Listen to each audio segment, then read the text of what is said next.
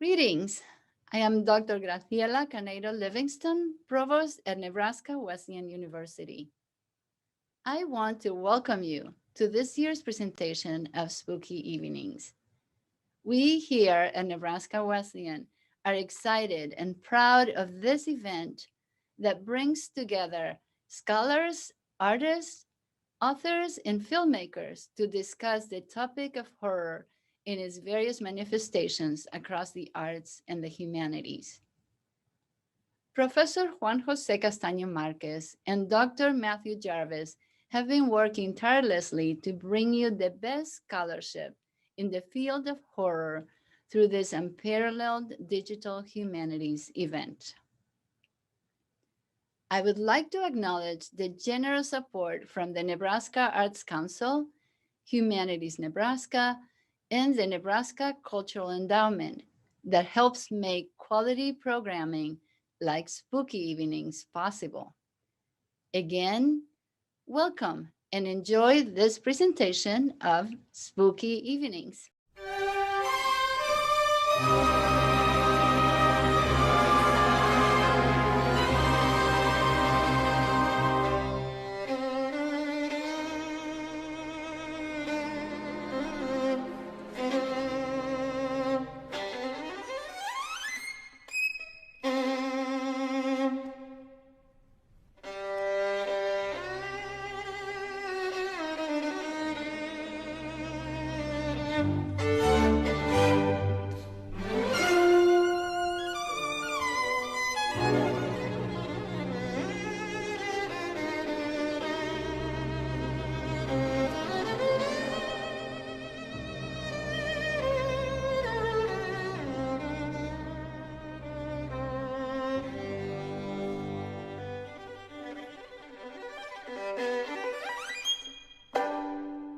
Tonight on Spooky Evenings, Dr. Joseph Laycock of Texas State University presents his talk, When Harvard Held a Black Mass.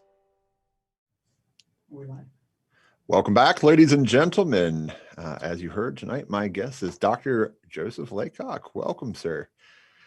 Yeah, thanks for having me. I'm happy to be here. My great pleasure. Your talk, of course, is When Harvard Held a Black Mass, and I welcome you to begin at your leisure, sir. Okay, great.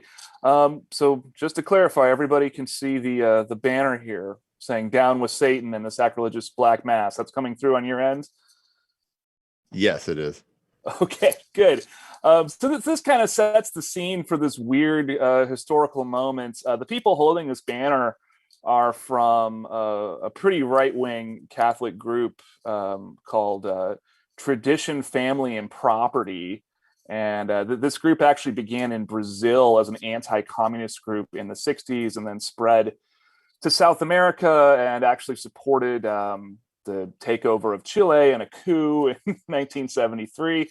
And now they're in the United States. And this group absolutely loves another group, which is the Satanic Temple. And every time the Satanic Temple does something, this group makes some banners and puts people on a bus or a plane and make sure that they're there to counter protest. So I will get us all up to speed on what happened here in just a moment.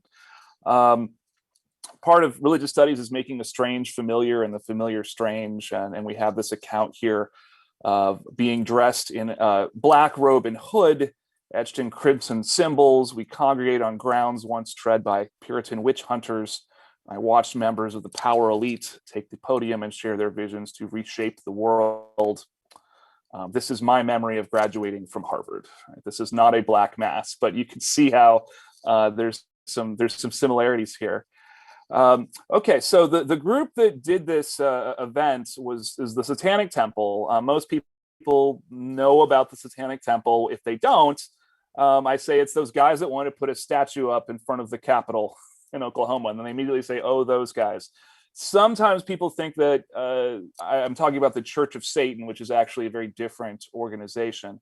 But the Satanic Temple formed in 2013. I don't have time to get into all of their history in this talk. But the Black Mass at Harvard was in 2014. So it was very early in their history. And it was at a moment when the Satanic Temple was very few people, only a handful of people. And they were kind of trying to decide what they wanted to be and what kinds of things they wanted to do. So they probably would not do something like the Black Mass today, but at the time, this is sort of, you know, the today's agenda or today's activity for the Satanic Temple. It's also somewhat fitting that this happened because the Satanic Temple started at Harvard. All right, so these are the two founders of the Satanic Temple. They go by the names Lucian Greaves in the foreground and Malcolm Jerry in the background. That's what I'm going to call them. I try to respect the names that my informants use, so I'm not going to get into any discussion about their identities beyond that. But they were both Harvard students, and they were friends, and this idea formed to create a satanic organization for the purpose of basically political provocations, right? And particularly to challenge laws that seem to privilege Christianity by claiming to be in the interest of religious freedom. So a big part of the Satanic Temple's project, right up to the present day, is to say, if you believe in religious freedom for Christians, you have to let us do the same thing, and you probably will find that objectionable. So in 2014, so you have the Harvard Extension School, which is for non-traditional students who want to take a Harvard class. So it's kind of the back door into Harvard. And it's its own college within the university with its own dean. And anyone can make a student club. And there was a student club that was just called the Cultural Studies Club. And they did a number of events. They hosted a Japanese tea ceremony, and they hosted a kind of Quaker meditation session and things like this. And the Satanic Temple works with them to put on a Black Mass, right? So we've shown cultural demonstrations from lots of other religions. Let's demonstrate some Satanism, right? Won't this be interesting, right? And if you look at the flyer here, it's very specific that this is not an actual Black Mass. It says this is a reenactment of a Black Mass, and that it is educational. So it's going to come with commentary and historical context about where this idea comes from. And I think that the Satanic Temple assumes only a few people would ever attend this event. I think they had no idea that this was going to be something that was on CNN and being discussed all over the world. The Queen's Head Pub is basically a student center in a basement, right? That was their venue. But it did go on CNN, right? And so here was the club's pitch for this on CNN. It's a performance designed to be educational, preceded by a lecture that provides the history, context, and origin of the Black Mass. So in 2018, when I was researching my book, Speak of the Devil, I interviewed Malcolm Jerry, and I asked him, you know, why did you do this? Why hold a Black Mass? Because most of the things that you do, it's pretty clear what your sort of political goal is or what you're trying to accomplish. And what he told me in that interview, this is a quote, was it was a catalyst for the worst components of the worst people to come forth. Right. So the Satanic Temple are often accused of being trolls, and so there was definitely a kind of trollish element to this. I think a more charitable interpretation would be a provocation or a test. And I do think this was an incident in which Harvard was tested. So the Archdiocese of Boston gets wind of this, and this is their account of what the Satanic Temple is planning to do. So it places participants dangerously close to destructive works of evil. So the Satanic Temple are basically atheists. They don't believe in Satan, but Satan is sort of their favorite fictional character, especially as described in the works of Milton and the Romantics.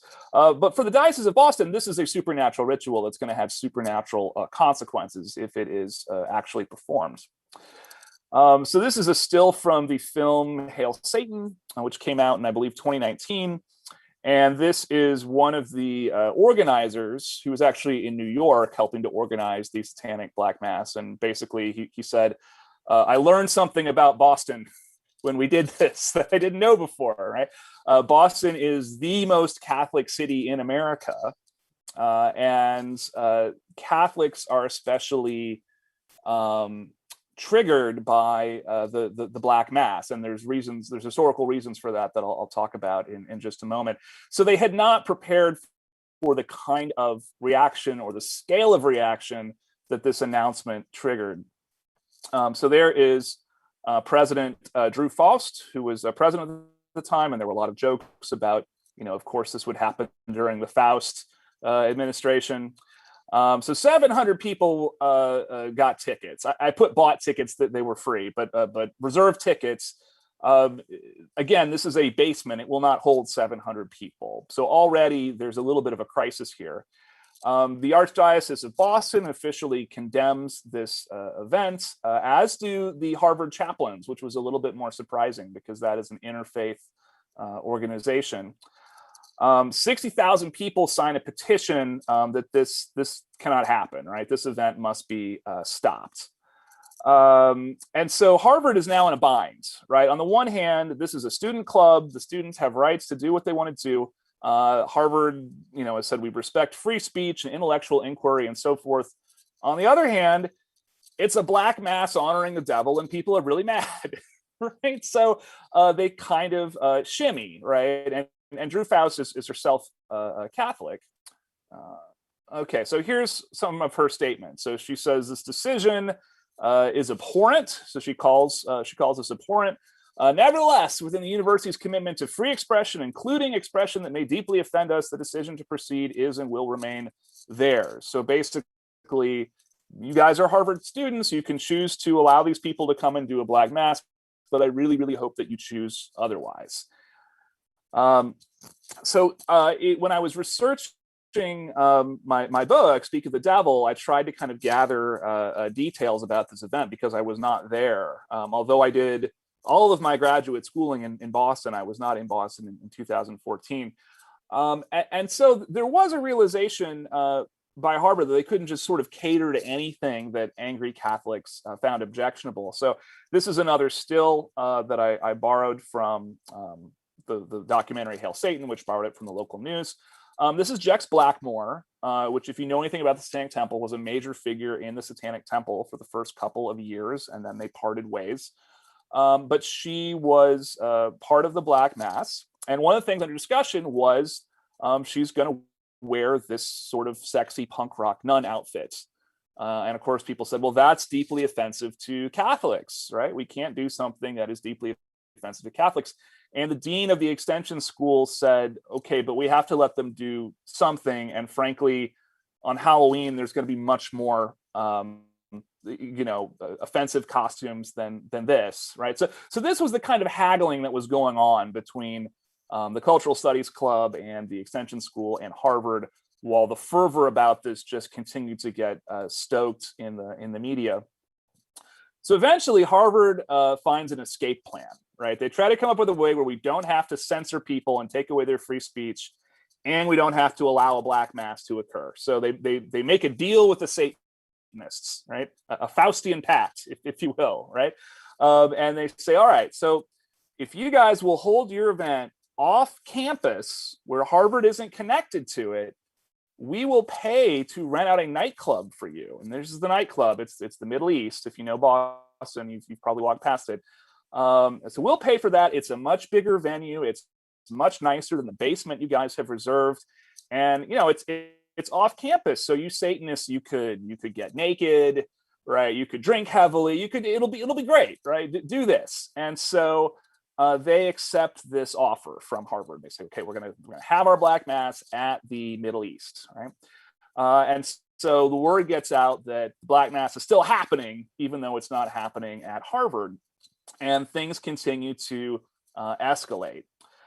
So the day of the Black Mass, there was an estimated 1,500 Catholics who marched on Harvard in a Eucharistic procession. So basically holding a consecrated host and processing it down Massachusetts Avenue, and then going to St. Paul's Church, which is the church closest to Harvard University, and then holding a service of reparations, basically apologizing to God that a Black Mass is occurring in their city.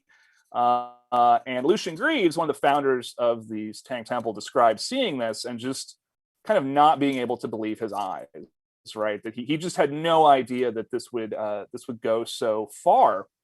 And so was it really 1,500 people? I've heard mixed sources about that, but that is the number reported by the Archdiocese of Boston. And so as they're getting ready to hold their Black Mass, the Middle East says, sorry guys, there's a change of plans. You can't do it here, right? And they never really got a clear story about why they couldn't have their Black Mass. But what seemed to be the case was that some of these people in the Boston community who really did not want this to happen knew the owner of the Middle East and said, basically, if you allow this, I'm going to call in some favors. I know the fire marshal. I am really going to make life hard for you running that nightclub. And the Middle East said, I don't need that kind of trouble. So now the Satanists are kind of out on the street, right? And here is Lucian Greaves, the night of the Black Mass, explaining we were looking for a change of venue. So you have about 50 people who either want to put on a Black Mass or want to watch a Black Mass or just don't want Boston's angry Catholics to win. And they have no venue and they're trying to figure out what to do. At one point, I heard there was discussion of moving it to an abandoned zoo, which actually would have been kind of a neat place to hold a Black Mass, right, at night in an abandoned zoo. But they end up going to the Hong Kong. The Hong Kong, if you've ever been to Harvard, is right across the street from the gates of Harvard. It's a Chinese restaurant and bar. It's open late. And some 50 people or so go in there and they try to enact their Black Mass as best they could. What I heard from Malcolm Jerry was that as soon as this was over, they got a call at the Hong Kong from the owner and said, well, who seated the Satanists in the Hong Kong? And that person was summarily fired on the spot. And the Satanists actually felt really bad that they got somebody fired, and they took up a collection and sent this person home with some money. So the Satanists technically had their Black Mass, but it was pretty badly thwarted. And so the narrative became, we did it, right? This really hateful event was going to happen at Harvard, and we defeated it through our protesting, right? The good guys won. So some things about this that I found interesting, the comments from Catholic leaders about this. So here is the head of David Barnes, the director of the Catholic Center at Boston University. And he called the night of the Black Mass a magnificent evening, right? Those were his words. And he says people were coming out of restaurants, people were kneeling on the sidewalks, people were blessing themselves. And this was great. I reached out to David Barnes and he didn't want to talk to me about this. And then here we have Joe Doyle of the American Catholic League, right? He says this was a clear and decisive triumph for the faith and a defeat for the adversary, i.e. the devil, if you're not familiar with Catholic speak, as well as an example of and an instruction of what might be accomplished if the slumbering Goliath of American Catholicism might be aroused from its torpor. I find that a very interesting choice of words. In the Bible, Goliath is not someone that you should aspire to become. So there's really a narrative of celebration, but also look how powerful we are, right? Look at our numbers, look at our strength. Imagine what we could do if we began treating every issue the way that we treated the Black Mass. So I want to say a little bit about why I find this significant as someone who studies American religion. I should say at this point, I say it in my book, Speak of the Devil, but it bears repeating, I'm not a Satanist. I've never been a Satanist. And I actually have a photo of Pope Francis in my bedroom. so I'm not hostile to Catholics at all. And I'm not even that interested in the Satanic Temple per se. What I'm interested in is when they do all this crazy stuff, how do Americans respond to it? What do we learn about Americans by how they handle a group that does something like, say, we want the Cultural Studies Club to host a Black Mass? So some things that I found interesting about this episode. First of all, as I'll go into, there was a lot of accusations from Catholics that the Satanists were doing the Black Mass the wrong way. right? That they weren't being proper Satanists, right? And I find that really interesting. So that raised the question of kind of what is at stake for Catholics when someone says that they're going to hold a black mass. And secondly, and I say this as someone who graduated from Harvard Divinity School. I have a Master of Theological Studies from Harvard. I have a PhD from Boston University. I really feel that this was a test of our theories of religious pluralism and tolerance. And I feel that Harvard failed this test.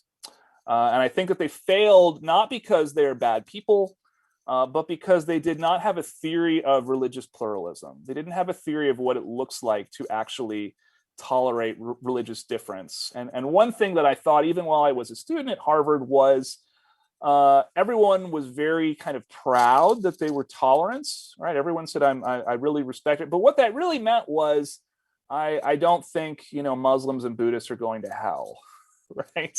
And that's the easy part of religious tolerance, right? What's hard is when you meet someone who says, well, my religion involves blasphemy and, stomping and abusing holy objects, right? To accommodate something like that, you really have to have a theory of sort of what is pluralism supposed to look like. So what do we do when religious pluralism actually is a challenge instead of being easy? So that's another facet of this that I want to talk about tonight. Okay, so before I get into all of that, I should begin with this question of what the hell is a black mass, right? Or the question no one thought to ask. Right. Throughout all of this, as people are becoming more and more upset, and then eventually 1,500 Catholics march on Harvard, very, very few people seem interested in what are you guys actually going to do in this ceremony, right? What does this actually entail? So here's J. Gordon Melton, very well respected historian, also a vampire scholar. A lot of people watching these lectures probably know Gordon. And here's his take on this. The Black Mass is the product of the creative imagination of medieval inquisitors. In other words, it's not something that really happened historically. It's something that existed in the imagination of Catholics. It's something that was kind of invented by Catholics for various purposes, propaganda, entertainment, and so forth. And J. Gordon Melton is not alone in this. Most historians assume that Black Masses basically never happened. People might be made to confess to them under various situations, but they never happened. And the minority of historians would say, well, they might have happened once or twice. I don't have really good evidence, but it couldn't have been, maybe it's not entirely a legend. But this is predominantly something that existed only in stories told by Catholics, right? So one insight into why Catholics might make this up, because it is odd that you would make up something that's sort of the most horrible thing you can imagine and then tell people it's true. So in 1215, there was a council, the Fourth Lateran Council, and they formalized the doctrine of transubstantiation. So most people probably know about this, but this is the Catholic doctrine that in communion, when a priest performs the ritual and consecrates bread and wine, it is actually the flesh and blood of a god, right? It is no longer bread and wine. And associated with this is the idea of presence, right? That a consecrated host is actually the physical presence of Christ. And this idea is very important to Catholics. It's especially important to American Catholics because Protestants said that's stupid, right, guys? It's bread, it's a symbol, right? Martin Luther was very dismissive of the claim of transubstantiation. So there's this doctrine of true presence, and it's around this time that we start to see legends that Satanists, or more often in 1215, it's Jews, right, are trying to steal the consecrated host. They're trying to pose as Catholic, receive the host at communion after the priest has blessed it.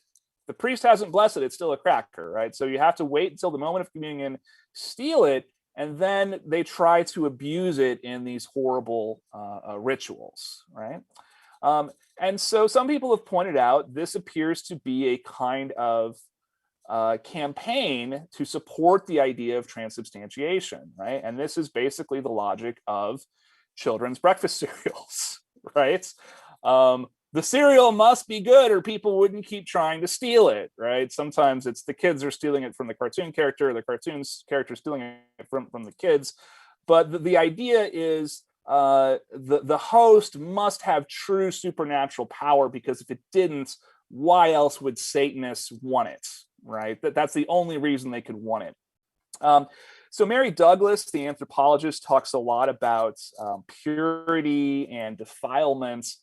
And one of the things that she says is defilements, because that's really what the Black Mass is about, is abusing sacred objects, is only possible within a systematic ordering of ideas. So these things go hand in hand, right? The blasphemy actually goes hand in hand with the idea of the holy. You kind of need one to have the other.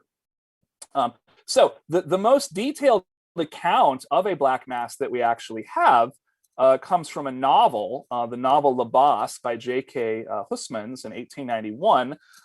He lived in Paris, and actually most of the Black Mass lore comes from Paris and from the French. The French Catholics were especially preoccupied with the idea of Satanism.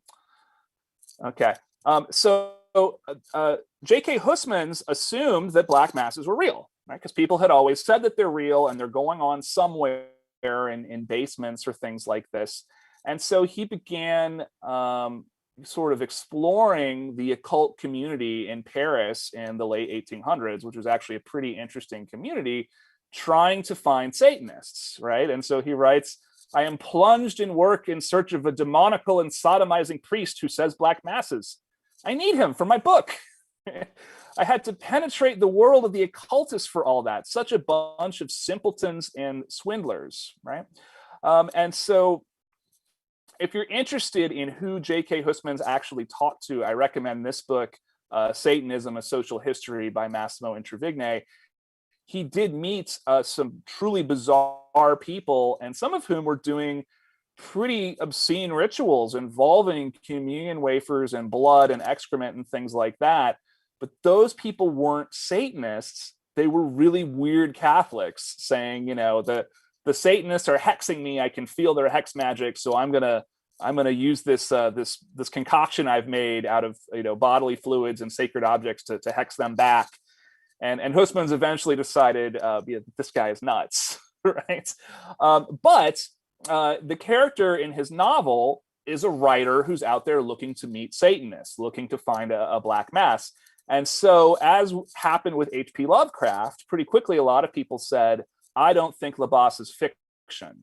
I think Huysmans really found what he was looking for and then told everybody that it was fiction. And so by the 1950s, there were tourist catalogs in Paris and in other European cities where tourists could go watch a Black Mass. Because eventually somebody said, hey, there's money in this, right? If somebody really thinks that there's sort of an underground Paris where babies are sacrificed to Satan or something, we're happy to, you know, put a show together after the cabaret or whatever, and we won't kill a baby, but it'll be scary, and you know, we can make a few bucks doing this, right? And so in the scene, we have this really graphic scene of a Black Mass, and there is a fallen priest, and within Catholic theology, a fallen priest is really dangerous because they're still a priest, which means they can still do the miracle of transubstantiation. So this is a Satanist. This is someone who's gone over to the dark side, but they can just make a consecrated host whenever they want. And the bad guy in La Bosse is so fallen, he's actually tattooed crosses on the soles of his feet. So every time he takes a step, he is blaspheming, and he consecrates his host and he throws it to the congregation, which consists mostly of prostitutes and homosexuals, and this big sort of wild, bloody orgy ensues. And so at the end, this character, Dertal, has been shown all of this by this woman named Hyacinth. And there is this sex scene after Hyacinth shows him all of this. And here's the translation I used. So she says, "I've got to have you." And she had him on the bed, forcing his lust. I mean, there's a lot we could say about who actually has agency here, right? Forcing his lust. She was in a frenzy, showing him sexual horrors he had never dreamed of. I don't know what happens if you type sexual horrors in on Pornhub or something.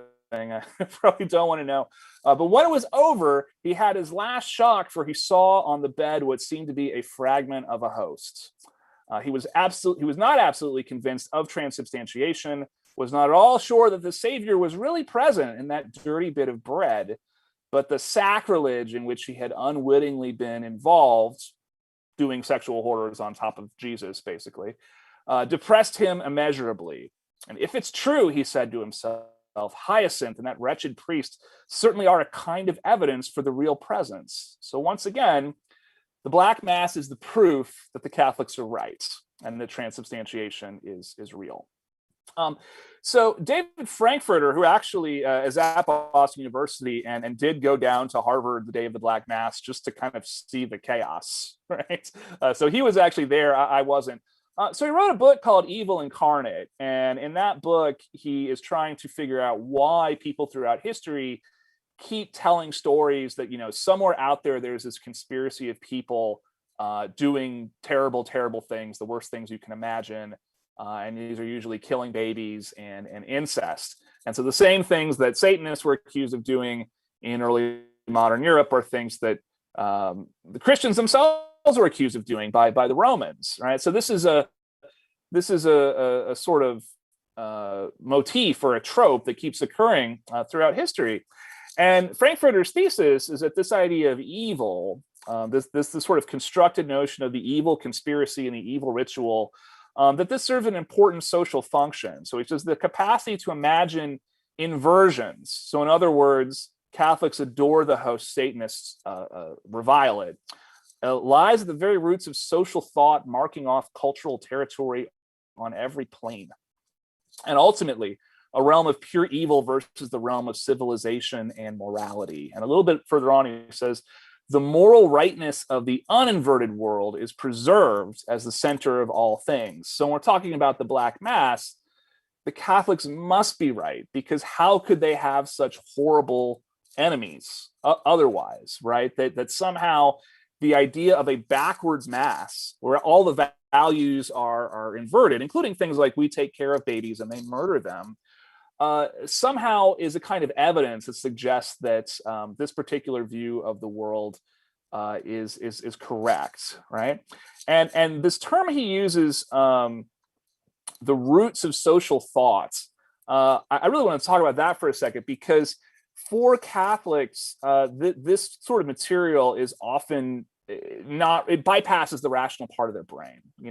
I teach a class on cults and new religious movements, and when I talk about Satanism, I have Catholic students who say, well, I actually feel nauseous. Like, is it okay if I leave? And these are good students, and I believe them when they say that. And so I think when Malcolm Jerry and Lucian Greaves wanted to hold a Black Mass, they really didn't understand the forces that they were unlocking. Right? This was something that really goes deep to kind of the sort of most vulnerable, kind of unrational parts of how some people think. Okay. And so here is Mark Shea, who's a Catholic blogger who talked about the Black Mass. And he says this very explicitly: host desecration is a backhanded compliment to Jesus Christ, right? The Satanists prove that we're right. Blasphemy isn't directed towards Zeus or Quetzalcoatl or Mars, but towards the one true God, right? So, I mean, by extension, if they were blaspheming Zeus, that might be a problem, right? But if the Satanists are blaspheming us, it's a backhanded compliment. Okay, so the Satanic Temple is engaged in what's sometimes called culture jamming, of sort of taking people's ways of thinking and trying to confound them or even break them to kind of get society to think about things differently. Here is Lucian Greaves, who has a background in cognitive science, talking about his goal. And he says, if people can see that Satanists aren't immoral or criminal or cruel, we have forced them to judge others based on real-world actions rather than maintain some obscure outgroup standard by which unjustified purges have always taken place. So in other words, his project, and the reason that the Satanists and the Satanic Temple do things like charity work, is they're trying to break up this mental construction where you have the good guys and then their evil shadow that proves they're the good guys, right? If they can be charitable, kind, bad guys, that kind of shatters the entire moral cosmology, right, by which some people are thinking, and that's really their goal. Okay, so the Black Mass was a legend, right? In 1966, Anton LaVey of the Church of Satan basically creates the first real satanic religion. And he begins hosting Black Masses. And he said, my Black Mass is based largely on this novel. It's based on the novel La Basse. And he was very clear. He said, I'm an atheist. All religions are inventions of man. And I am inventing my religion, and I'm basing it off of novels and films and anything else that I think has a significance and substance. And in fact, his haircut here was inspired by Ming the Merciless from the Flash Gordon films. So he also has a theory of the Black Mass. And even though today the Satanic Temple does not think highly of LaVey, his theories are still used by the Satanic Temple.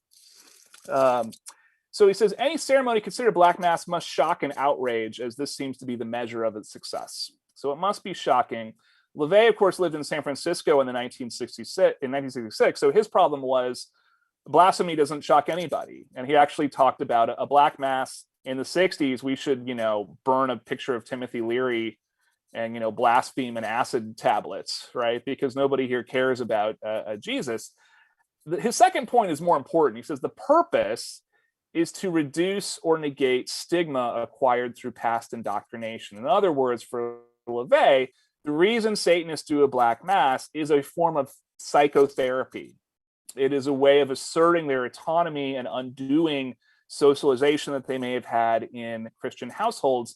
This is important because this is a totally different understanding of what a Black Mass is and why you do it from the ones that Catholics had always said, right? So there's a fundamental disagreement here about what a Black Mass is.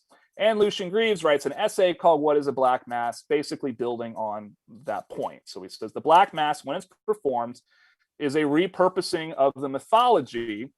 So his use of the word mythology is important. Greaves assumes Black Masses didn't really happen and they were made up by Catholics, right? That's important to understand for how he approaches this, right? So he says, into a declaration of personal independence on the part of its participants. It's an act of liberation from stifling and oppressive superstitious precepts that were likely instilled at a young age. It's usually something people feel motivated to do somewhere in the introductory stages of Satanism, when they are just feeling empowered by the fact that they can engage in blasphemy, these forbidden symbolic acts without consequences. So once again, this is the idea of the point of the Black Mass is psychotherapy, right? It's to become a better you, to get over childhood hangups. Okay, so Catholics respond by kind of insisting that what TST is planning to do is their definition of a Black Mass, not their definition of a Black Mass. So Cardinal Sean O'Malley just tells people, look it up on Wikipedia, right? The Wikipedia definition is a lot closer to what we say it is. The pastor at St. Paul's says there is no way to misunderstand a satanic act that degrades the Catholic liturgy. There is no misunderstanding. It is just a fact. I disagree. There was tremendous misunderstanding throughout this event. And then there was an article called Hatred at Harvard, which was published by two students in the Harvard Crimson. And it says, historically, Black Masses have involved desecrating the Eucharist, which Catholics believe is the real body of Jesus Christ, by placing it on the genitals of a naked woman, urinating on it, and slitting an infant's throat to pour blood over it. Now, presumably the student didn't think an actual infant would be murdered at this Black Mass, but the implication is kind of, well, if the Satanists don't murder a baby, then they're not doing it right, and they're not real Satanists. They're just doing this to annoy us or something. There was also tremendous anxiety and controversy about whether or not they were going to really desecrate a consecrated host, because in the original lore of the Black Mass, no defiled host, right? No Black Mass. And so a Catholic blogger called the Anchoress calls the Satanic Temple and says, are you going to have a consecrated host? And she gets this guy, this producer in New York who is working on this. And he said, well, I answered the phone and I got this woman asking me, are we going to have a consecrated host? And I'm a secular Jewish guy from New York. So I thought that meant like an MC. And I was like, yeah, we're going to have a host. And then she says, I knew it. They're doing it, right? They're really doing it. It's the ultimate blasphemy. And she blogs about this, right? I called them and they told me in their own words. And then Lucian Greaves kind of goes into damage control and says, well, some people at our organization don't know what that word means. We're not going to desecrate a host because we don't believe you can consecrate a host. To us, a cracker is a cracker is a cracker, right? So you have nothing to worry about. Francis X. Clooney, who I'll talk about, so he is a Jesuit priest, but he's also on the faculty at Harvard and studies Hinduism. And so is kind of open to studying the rituals of other traditions. And he sends an email to Lucian Greaves and says, are you guys going to destroy a consecrated host? And he says, we're not. And he says, well, are you not a true believer? I thought you were a Satan. How can you call yourself a Satanist and you're not really going to destroy a consecrated host? St. Paul's, again, the church closest to Harvard said, guys, Satanists are coming to steal our communion wafers. And so they would no longer offer communion in the hand, which if you're not familiar with Catholic liturgy means you had to go up and just stick your tongue out and have the wafer placed directly on your tongue. And that was the only way that anyone in that parish could receive communion because there was such fear that this was going to happen. And here's C.J. Doyle from the Catholic Action League, and he says basically the whole purpose of a black mass is to defile the sacrament. So even if the Satanists say they're not going to do it, we shouldn't believe them. Of course, they're going to do it. So Harvard asked Lucian Greaves about this, and he says, yeah, we're going to use a cracker, but it's just going to be a cracker. We don't have time to get a blessed cracker. Where would we even get such a thing? And they say, yeah, but they think you're going to use it. And they said, what if you did it with broccoli, right? Because if you're just cursing broccoli, nobody can think it's a consecrated host, right? And Lucian Greaves actually said, well, that would be kind of funny, and he does have a sense of humor. And he said, I would even be open to blaspheming a piece of broccoli, except that all of these accommodations are one-sided, right? You want us to change our ritual and do it in this totally different way. But meanwhile, Catholics can say in the Harvard Crimson that I slit babies' throats, right, with no consequences. So that's not fair. So I'm not going to make this accommodation. And I interviewed about him. This is actually one of my first experiences talking to Lucian Greaves as a researcher and a journalist. They say Catholics seem terribly disappointed that this event is not all about them, to the point that they refuse to accept it. So the second thing I want to talk about is religious pluralism, right? So this is Diana Eck from Harvard University, and she runs a group called the Pluralism Project that is dedicated to promoting religious literacy and sort of awareness and coexistence between different religious groups in America. I worked for the Pluralism Project in 2003. I think the work that they do is important. And she wrote an essay called "What is Pluralism?" and it's on their website. You can go read it. But she says, so real religious pluralism needs the following elements. So first of all, it needs active engagement with diversity. So actually talking to people who are from different faith traditions than yours. Active understanding across lines of difference, right? So not just saying, well, I don't think you're going to hell, but actually asking them questions, right, about what do you believe? What's important to you? What are your practices? What are your values?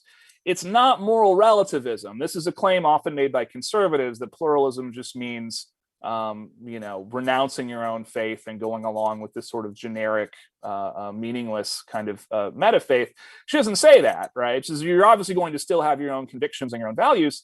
And then finally, she says dialogue about differences that includes criticism, but also self-criticism. So that pluralism should engage kind of reflecting on yourself, understanding something about yourself you didn't before by talking to someone who is different from you, right? Steve Prothero, if you're interested in this sort of thing, was Diana Eck's student, and then I was Steve Prothero's student. So I am Diana Eck is my grand mentor, but also I studied under her directly at Harvard. Anyways, Prothero wrote a book called God Is Not One, and he talks about the problem of pretend pluralism. And says that we often think that, we don't, hate another religion in particular, and so therefore we're pluralists, right? And he says that very quickly this makes us very lazy. It gives us an excuse to kind of not actually know anything about religion, right? And that this is a problem. And in my opinion, what happened leading up to the Black Mass was a case of pretend pluralism. Real pluralism, I think, would have been more equipped to think about how the situation should have been handled. Some criticisms of Diana Eck's model of pluralism. So Russell McCutcheon, a very important theorist in religion, responds to her directly, and her discussion of pluralism. He says, it's not that easy, is it? And he says, what does it mean to encounter each other? What undisclosed ground rules stipulate the nature and extent of this encounter? More likely, the soapbox isn't open to just anyone. So he's very skeptical of this. And he goes on to say, well, how are you supposed to have pluralism with like an ISIS fighter, right? How are you supposed to have pluralism with someone who murders doctors who perform abortions because of their religion? So he has a point there. I also think that he's responding a little bit to a fluffier version of Diana Eck's model of pluralism than she actually presents. I think Diana Eck does agree that pluralism is hard, not that it's easy. And then here's another response. This is from another religion scholar. He wrote an article called Religious Defamation and Radical Pluralism as Challenges to the Scholar of Religion.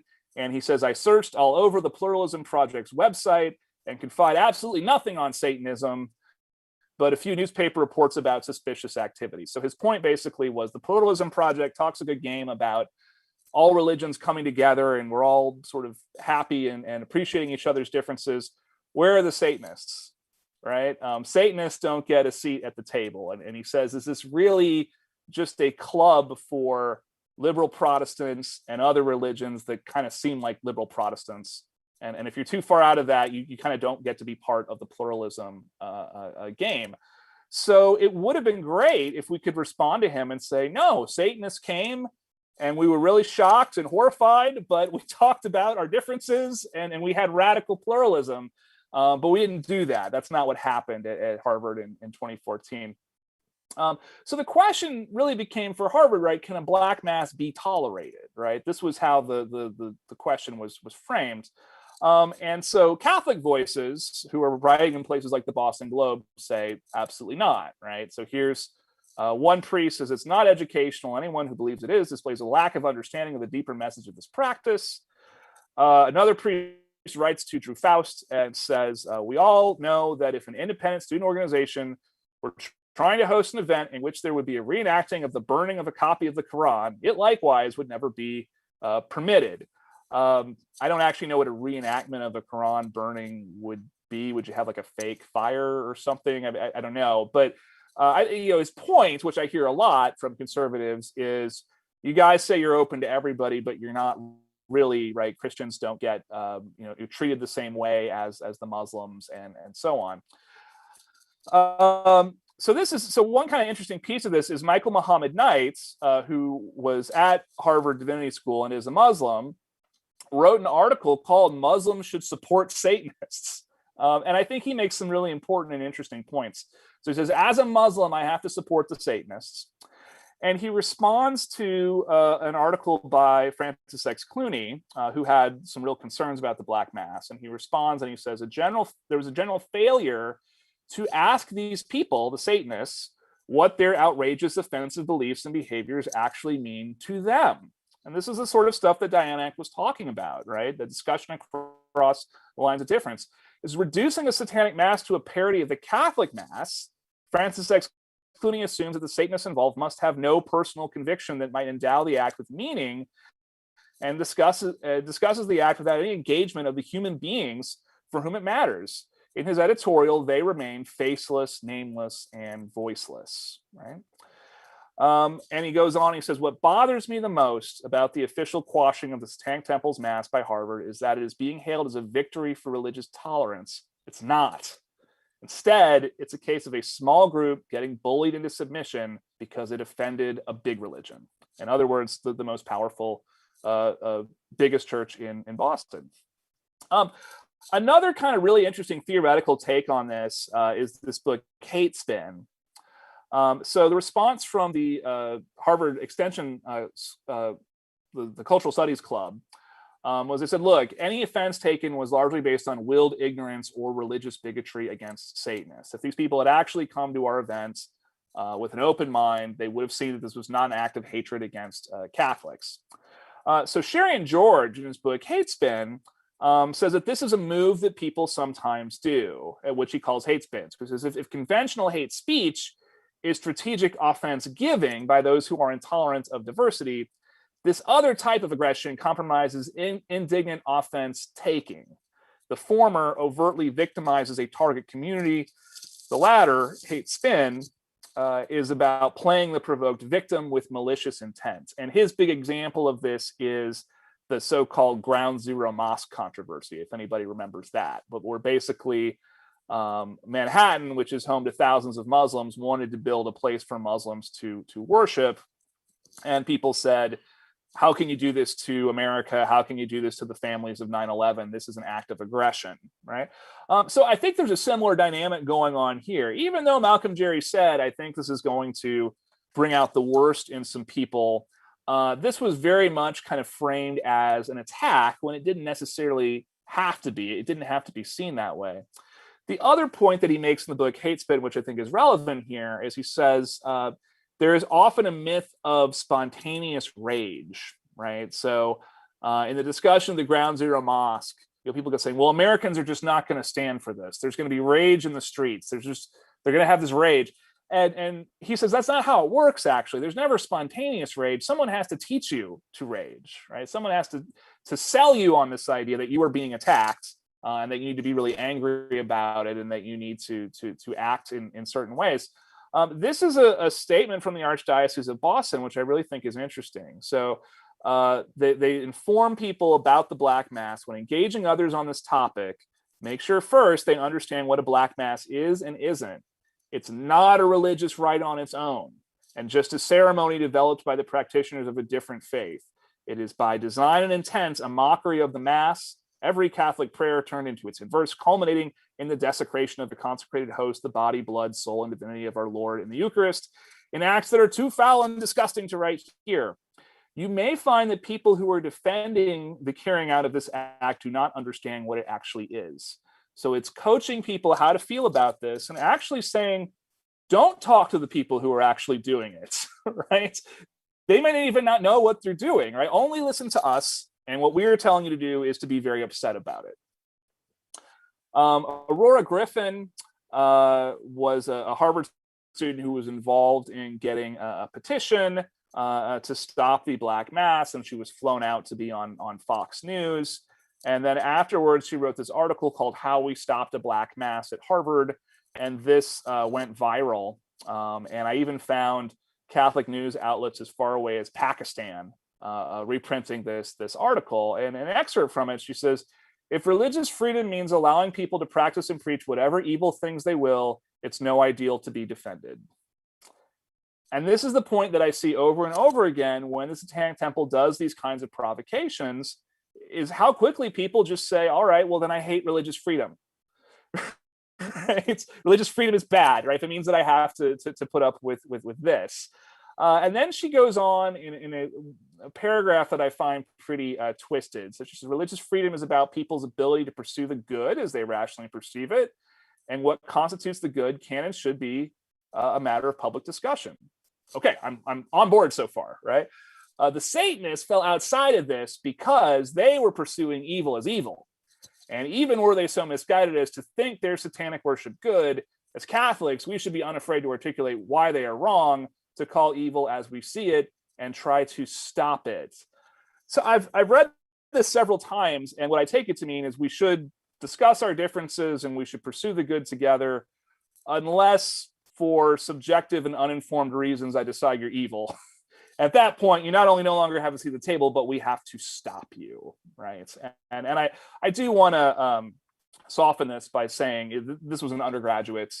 I certainly said some things as an undergraduate that I wouldn't stand by today. And I actually think that Aurora Griffin was to some extent being exploited by Fox and some of the other powers involved here. So if you're watching this, please don't send nasty tweets to this person or anything like that.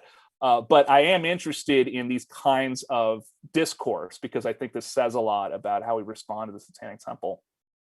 Okay, here is Father Francis X. Clooney. So on September 22nd, several months after this, he hosts an event titled "What Was That All About?" Revisiting the Black Mass Controversy at the Center for the Study of World Religion at Harvard Divinity School. And I have, so first of all, of all the priests who commented on this publicly, Francis X. Clooney was the only one who would respond to my emails. It's the only one who would talk to me, right? And I really respect him that he said, well, I'm not just going to say the Satanists are gone so we can go back to life as normal. I actually want to process what happened. I want to talk to the Satanists. I want to sit down with them. And I respect him tremendously for doing that. I'm sad nobody else did it and didn't do it sooner. So he holds a meeting. The dean of the divinity school comes, Lucian Greaves comes, and people from the cultural studies club come also. Nobody from St. Paul's came, and he expressed disappointment in that, right? Because St. Paul's was the church that said the Satanists are coming for us, right? Everybody stick out your tongues for communion. You would have thought they would want to know something about this. So Francis Clooney sent me an email. I've excerpted here. The full email is in my book, Speak of the Devil, but he kind of explains his goals here. He says, my goal is to try to understand the situation and thus cool it down a bit. As a scholar of religion who has studied rituals in both India and the West, I was interested in what would be the structure of the performance and whether, as many of us feared, a consecrated host would be used. I was promised but never received the ritual rubrics of the planned rite, which at one point I was told were from the Latin. To this day, I do not know what actually was the form of the practice planned or carried out. Perhaps it was merely an implementation of that vivid chapter from the French novel La Basse by Georges Carl Huysmans. As the scene heated up, the Christian rhetoric too became unhelpful, more heat than light. So again, this is Diana Eck's model of pluralism, is its criticism, but also self-criticism, right? And aimed more at shouting down the Satanists than at understanding what was going on. Some of the rhetoric seemed only to feed into the TST hope to gain attention and cause a bit of havoc. In September of that year, I hosted a discussion of the event at the Center for the Study of World Religions. Nothing was resolved, and we did not come to an agreement on what should have happened in May, but it was good to sit in a civil manner and discuss what had happened. And I think that's probably what actual religious pluralism looks like, is a Catholic priest and a Satanist sitting down together. And of course, nothing's resolved, but you can at least, not accuse each other of wanting to slit babies' throats and things like that. And then he goes on, right, showing that he's not a moral relativist either. On another level, I fear that the proponents of TST are playing with fire, so to speak. Mr. Greaves and his companions are not malicious or evil as far as I can see, but are seeking rather to provoke. And I agree with him about that, right? But there are real and dark forces of malice in the world that are nothing to be toyed with. Even if one does not believe in the standard portrayals of Satan, what Satan stands for is real and dangerous. The satanic oughtn't casually to be thought of as friendly to the human, a remedy for institutions, etc. There was a real point to the novel La Basse that need be remembered. Catholics and old-fashioned Satanists, so again, there's a little bit of kind of, these are not the right kind of Satanists, right? Are those who take evil very seriously, just as they take the presence of Christ in the Eucharist very seriously. If nothing is sacred, nothing can be profaned or blasphemed. If Satan ends up seeming to be a nice guy, a banality simply intended to annoy, then the Satanists also make their own project banal as well. Better if we all face up to the performances of evil in our world and ground ourselves in sacred truths and realities that can resist the real evil that we see every day. So once again, there is this idea of the sacred and the unholy are together, right? And if you turn the unholy into kind of a way to annoy people or a political weapon, Clooney argues, you also diminish the sacred. And he's almost kind of alluding to, we used to have a deal with the Satanists, right? We used to kind of be on the same team, and you guys are screwing this up. So Lucian Greaves said that he was actually somewhat moved by this. And that initially when Francis Clooney had emailed him about the crackers, right, are you going to use a consecrated host? He said, I'll tell you what, I'm going to give you a test of 3 regular crackers and 1 holy cracker, and you tell me which one it is, right? And it was kind of snarky. And after this, he said, maybe I shouldn't have been so snarky with him. Maybe he's not that bad a guy. Malcolm Jerry felt otherwise. Malcolm Jerry felt this is much too little, too late. You guys had everything in your path to kind of slander us and stop us. But I think this is a really interesting email that Francis Clooney sent, and he was very specific that he wanted to appear in the book just as he wrote it. And I think it points to these two ideas of both pluralism and also the idea that Satanism means something to Catholicism, and in some ways comes out of the Catholic tradition. And maybe I'll end with this. When I was doing my research with the Satanic Temple, the common question I get as a researcher is they say, well, what religion are you? And I said, well, I'm Catholic. And they said, well, why are you studying us? And I said, well, because, I've studied history, and the Catholics kind of invented Satanism. So it's kind of like watching your kids grow up, right? And they laughed at that, right? So I think that we kind of had a moment of being from different backgrounds, but able to kind of have that connection across differences without falling into moral relativism. So that's the end of my talk. And maybe we can do some discussion now. Sure. Can we perhaps exit into an area? I guess my first question is, what was actually performed at the Chinese food restaurant? Yeah, that's the $50 million question, right? So as best I can tell, you had about 50 people plus Jex Blackmore in her nun gear. And I think they basically tried to reenact the scene from La Bosse as best they could, with some discussion of the historical context of this.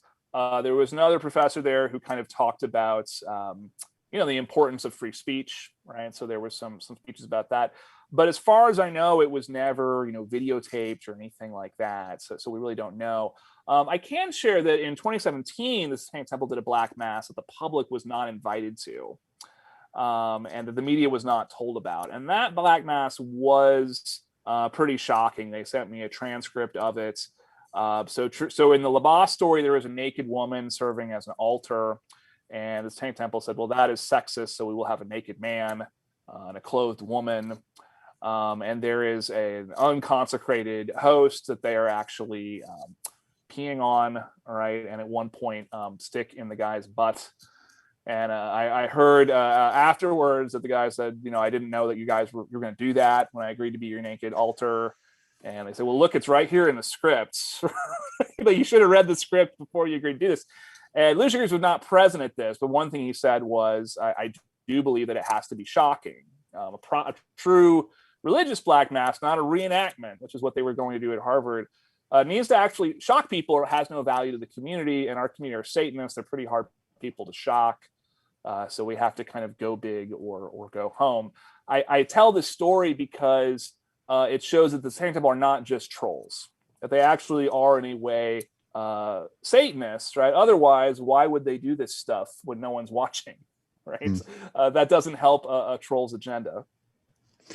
I mean, I'm trying to think where I want to begin. I guess with La Bosse too, it's really in that chapter just a rehash of a lot of the Marquis de Sade, which is a century prior, and is situated better historically because France secularizes during the French Revolution. And a lot of his writing, pornographic as it may be, is a logic exercise, right? But you have many, many, many desecrations of the host in sexual manners in de Sade. And they go out of their way to be blasphemous in this way.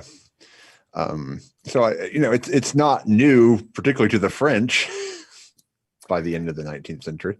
Yeah, I think the difference is de Sade is sort of saying, I admit I am titillated by this. I find this all very exciting. And with La Bosse, it's all, well, as a priest, I wouldn't normally read this, but right, sure. This is there's an important moral lesson to hearing about sexual horrors, right, and all of this stuff. So I think you're right. There's an important chain there for where this imagery comes from, but its purpose is very much theological, and in this email, Francis X. Clooney even says so. Well, I kind of find it odd in a couple of different ways. I mean, France wouldn't have even become Catholic again had Napoleon not wanted the Pope to be present at his coronation, right, with the Concordat. And, just the entirety of the 19th century. You brought up sort of like the romantic response to things like Lucifer in Milton's Paradise Lost, and just the general zeitgeist of a generation of poets, right, siding with Lucifer, to which Milton would have obviously been appalled. But there is a strong presence of either atheism or atheism as we would read it in terms of this type of performative Satanism in the 19th century as well. Yeah, and I'm an Americanist, but there's a lot of great scholars in Europe doing work on 19th century feminism as it intersects with perhaps not religious Satanism, but certainly literary Satanism. So there's a lot of great work there. I also did a plug for Massimo Introvigne and his tome-like book. But I'm a scholar of new religious movements, so I kind of try to stay in my lane. Right? Sure. My French history is okay, but not great. Okay.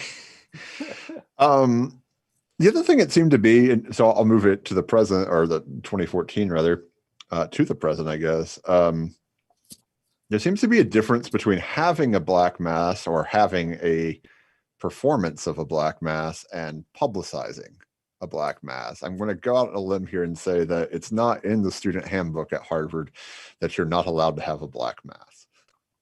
Yeah, that would have made things a lot easier for Harvard, right? If they had just had a rule like that.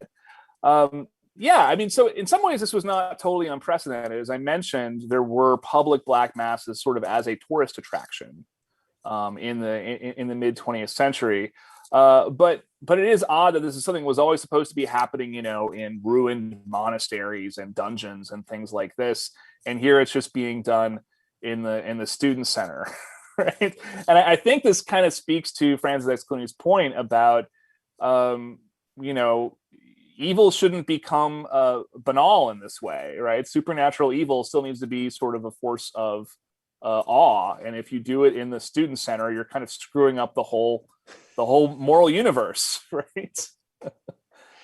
I mean, it does interest me because in my notes I wrote down when you were talking, I was like, has Harvard performed Titus Andronicus? Has Harvard performed Macbeth? I'm sure at least the latter they have. And from what I understand, those kinds of discussions and comparisons came up with the Harvard Extension School a lot, right? Is this worse than a Halloween costume, right? Is this worse than any number of plays or speeches or things like that have been hosted at Harvard? And it's really hard to think that where they came down on this could not be affected by the fact that they had thousands of angry Catholics, right, on all sides of their campus, and that they had pressure from Fox News and Breitbart and all of these other places. I didn't talk about that, but a lot of people sort of made this into political hay in kind of an anti-intellectual agenda.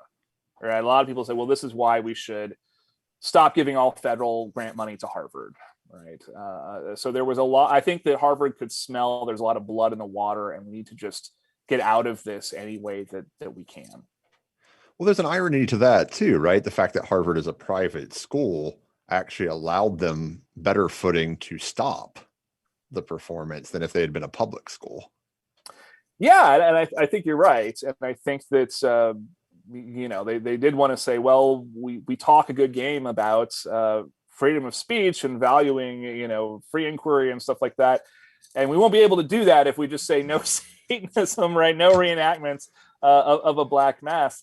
I also think that in the 1960s, something like this on a college campus probably would not have been so controversial. Zena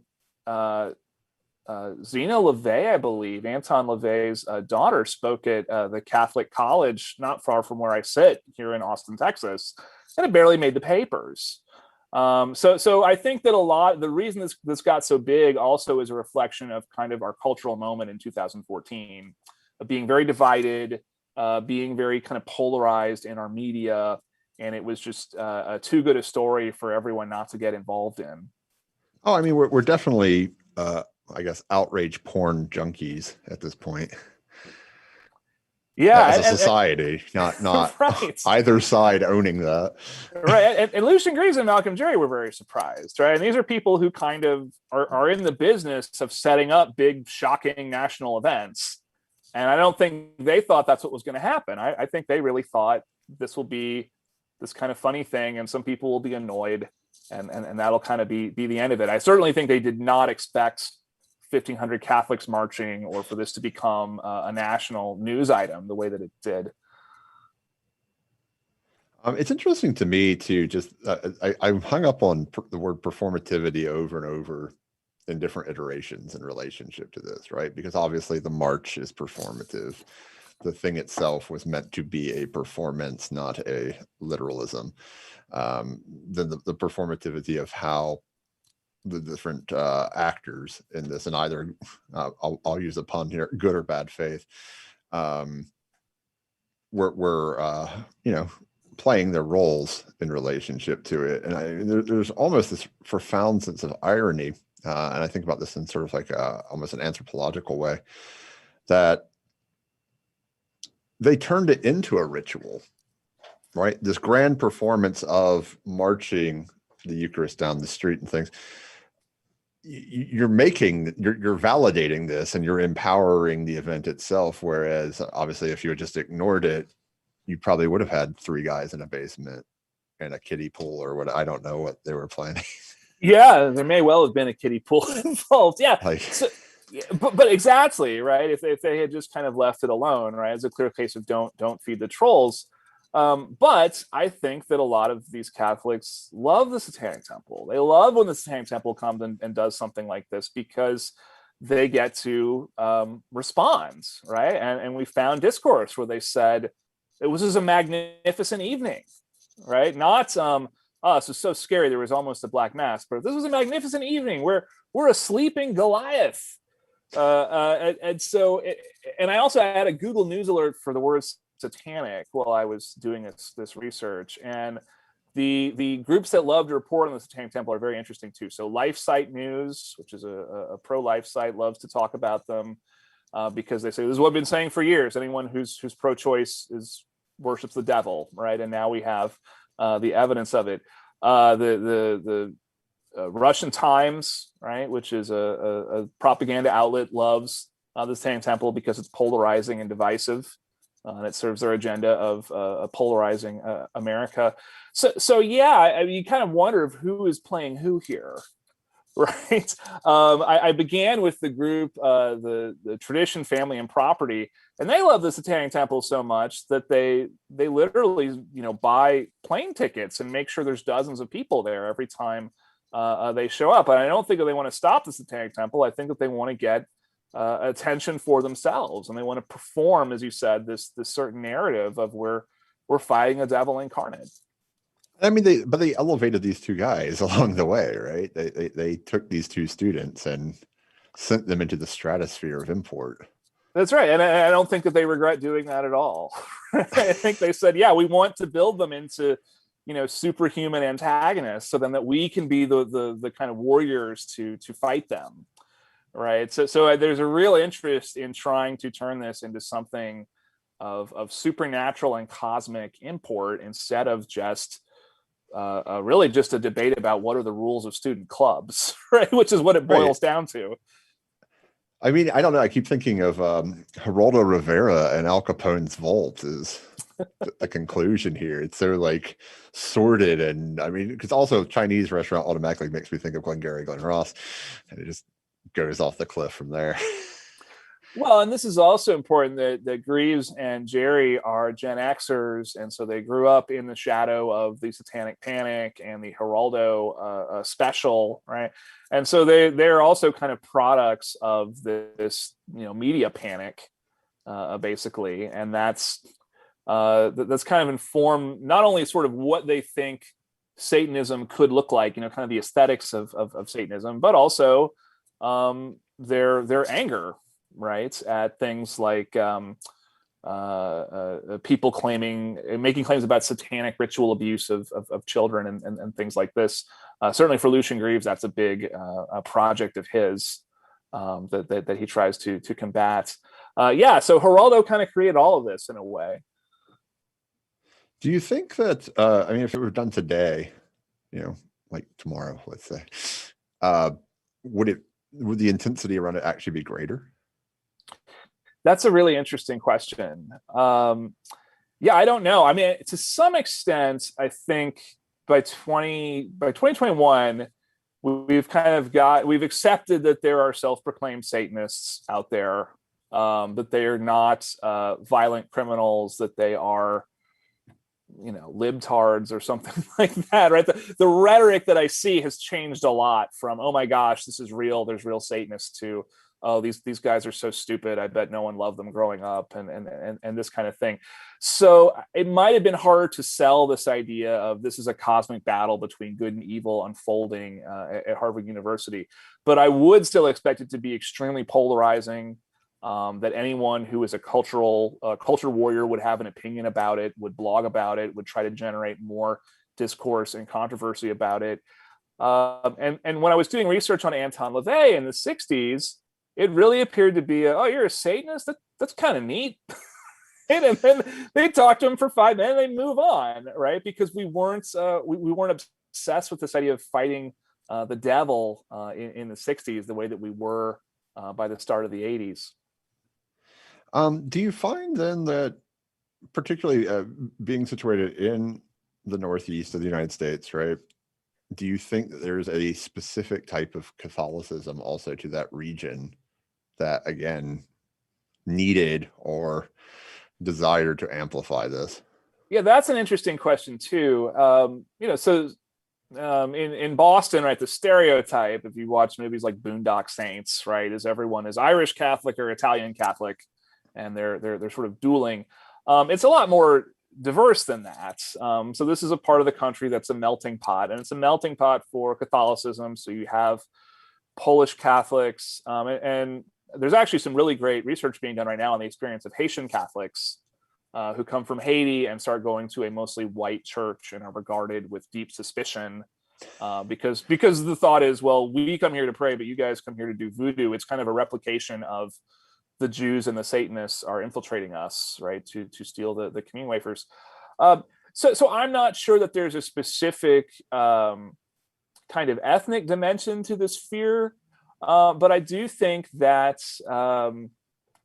there is kind of more of a cultural memory of being a minority, of being a bullied minority, right? Boston is where you had the so-called Boston School Rebellion in the 1800s, where young Catholic boys were being made to recite the Protestant version of the Ten Commandments instead of the Catholic version, and they had a riot. So I do think there could be more of a sense of we have to stick up for ourselves. We can't allow ourselves to be bullied, even though Boston is now the most Catholic city in America. So they can't really claim to be the underdog anymore, but they might still feel that way to some extent. And especially if they're being told by people like the American Catholic League, right? Catholics are this really embattled minority and they have to fight back. Was the Pope Benedict or Francis at this time? I believe Francis had just taken his post at this point. Okay, because I was wondering, because Benedict, at least in my mind, you associate with a heightened level of traditionalism. Yeah. I mean, to my knowledge, no pope has really said anything about the Satanic Temple, and that's pretty unlikely to ever happen. But there are, some popes are kind of more open to spiritual warfare than others. I think Pope Francis has been a little bit more amenable to things like exorcism in the church, because his social policies tend to alienate conservative Catholics, but conservative Catholics love exorcism and they love fighting the devil. And so if he kind of throws a bone to the exorcist politically, that's kind of free. He doesn't have to make a statement about women or gays or anything like that. He can just, appoint some exorcist. He did one video where they bring him a child that they say is possessed, and he kind of goes down the line, and it's kind of like halfway between a hug and like a kind of I don't know, shooting force lightning in Star Wars or something.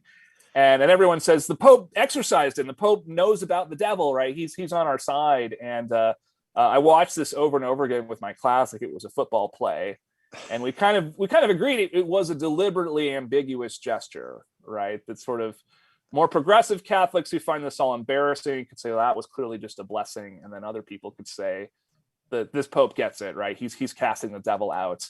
So, anyways, that's the sort of balance of all of this and the kind of the politics of spiritual evil and how to respond to it are really complicated. I wonder too, I mean, I don't know how this thing didn't just choke on irony with the names and like Faust and the Middle East nightclub. I mean, yeah, and the Satanists have a great sense of irony, and it goes back to LaVey, right? But in this case, they probably weren't in a super great mood, right? Having done all this work to analyze this and being under the pressure of having your venue shut down at the last second. But if you study Satanism as a new religious movement, you do notice that humor has an important role in it, right? That this is meant to be a source of entertainment as well as provocative and thoughtful. So, I mean, is there disappointment then that there was no attempt to steal a host? Yeah, as far as I know, I talked to as many people from the Satanic Temple as I could. I found no evidence that anyone had plans to steal a host, and some of them, like, honestly didn't understand that was a thing. Right? This one guy just said, "I don't know. We're Satanists. I don't know what we're gonna do." Aurora Griffin, if you go and read her article, "How We Stop the Black Mass," says that she went to the Fox station and she was so proud to be on Fox News. Her parents watch Fox News every night, and then they took her in a town car back to St. Paul's, and she went immediately into the church to do these prayers of reparation. And she says that she saw Satanists, basically attack her car, and describes them as being sort of, soulless people with, dead eyes and things like this. But they were afraid of her boyfriend, so they backed away. And then she's sitting in the church praying, and she can hear in the church basement Satanists trying to break into the basement, and then they can't, and that's the end of it. And so I took this account and I read it to Malcolm Jerry, and I said, "What's happening here? Did you attack this woman as she got out of the car from Fox News? Did you try to break into the basement?" And he was fairly outraged, right? Because at that time, anybody involved with this was in the Hong Kong. We were all in the Hong Kong. No, I didn't know. I've never set eyes on this church. I don't know if it has a basement or not. When they were charged with kind of generating people to show up, they went to kind of the punk scene, right? So around Harvard Square, there are a lot of kind of hangouts for punks, and the punks were told the church is bullying people over at Harvard Square. And so some of them showed up. He says if she saw anyone who intimidated her, looked frightening, that's probably what she saw, right? It was just the Boston punk scene. And as far as breaking into the church, that was probably her imagination. I mean, to my knowledge, there was never, for example, like a police report or something like that you would expect. So it's really interesting. There seemed to be a real reluctance to let this fantasy of stealing a consecrated host go, even when it seemed so clear that this was sort of a bunch of smartasses, right? Not school, except with the exception of Lucian Greaves, not really schooled in Black Mass legends, that are just trying to provoke people. As Malcolm Jerry stated, this was a provocation. But legends die hard, I guess. I mean, it's almost like you're back in 18th century New England. I mean, it's Nathaniel Hawthorne. It's it's young Goodman Brown. Right. Yeah, I kind of alluded to that at the beginning, right? That this was where the Mathers were at Harvard. Yeah. So I mean, there's kind of a lot that we could say here about kind of America's legacy with the devil, right? And what a sort of powerful, loaded term this was. And I do think that, President Clooney says, well, they're playing with fire. And I think that's true, not even in a supernatural sense, but just in a sense of they really reached for one of the most powerful loaded symbols kind of in the American psyche. And I don't think that they expected how big of a lever that actually was. And I think that's why they were so surprised by the response that happened in Boston. It isn't. I mean, I mentioned sort of like this question of would this be more shocking today? I think the visual outrage could be greater because you also see Satanism reemerge as a boogeyman well past 24 up until today, right? Yeah, in a pizza parlor in DC, right? But it's fascinating to me that it still sort of hangs as this specter, but just nationally. I mean, Boston, you made a good point about the percentage of Catholics, but even just nationally, it's a rhetorical device. Right. So, I mean, I think QAnon is a direct continuation of the satanic panic of the 1980s. And maybe QAnoners are not so familiar with black masses and consecrated hosts, and they haven't read Labasse and things like that.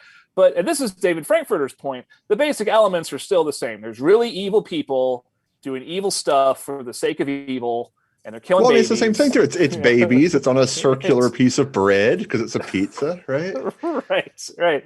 And we've got to go stop them. And I think one thing that this shows, in the case of QAnon, is these legends are too politically useful to let go, right? So there was some political advantage to the original Black Mass legend in the Middle Ages.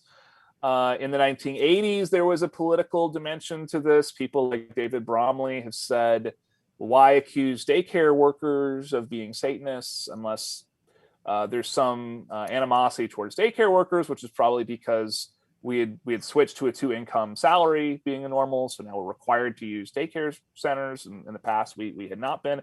And with QAnon, it seems that it's deliberately being weaponized for political purposes, right? So yeah, we've got to get all the Satanists and we got to get Tom Hanks. Oh, and we've got to get Hillary Clinton and every single member of the Democratic Party, right? They're part of it too. And so it just seems there's such a ham-fisted attempt to harness this legend in the QAnon movement. I forget who made the point. It may have been Grady Hendrix who made the point of you can also carve a pentagram quite nicely into a pizza. Yeah, actually, near Texas State University, we have Pi Society, which is an Illuminati-themed pizza parlor. And all of their pizzas are named, like the key to the Garden of Eden or something spooky like that. And they have a big all-seeing eye. And I can't believe that none of the pizza gators have attacked this place. It's too far from the mothership of DC. Right. Yeah, maybe that's it. Well, I want to thank you very much for coming on this evening. I want to invite everybody watching to take the survey that Juan is dropping into the chat right now. I'd also invite people to tune in tomorrow night for Joseph Laycock. And as always, stay spooky. Thank you so much. I had no idea about this until you told me you were going to do it. And then I looked into it and I was just amazed that I had no idea this had happened. Yeah, well, I guess it's good I didn't do one more vampire presentation, right? Yeah, so hopefully this is spooky enough and not overly political. And I mean, we have all kinds. Politics are pretty spooky on their own sometimes. That's right, absolutely. It reminded me when I was at University of Florida teaching, Richard Spencer was allowed to come to campus and speak. Oh, really? It sort of disintegrated in the same way. He actually did get to speak on campus, and nobody just showed up. There were plenty of people outside protesting and things, but almost nobody went inside. And I think it's on YouTube, and he basically has like a temper tantrum on stage. I thought it was a terribly wasted moment by the theater department because I thought it would have been a great time to have performed Mel Brooks's Springtime for Hitler. But that's my sense of humor. But yeah, there was a lot of faculty consternation at the time. Yeah, I'm sure there was. And this is, this is one of the things that split up a lot of the Satanic Temple. Was it attracted progressives, and then the debate was, do we kind of counter bad speech with good speech, or do we try to deplatform people like Milo Yiannopoulos? And 2018, that led to a lot of chapters seceding, right, saying this is not how I want to do progressive political Satanism. You guys are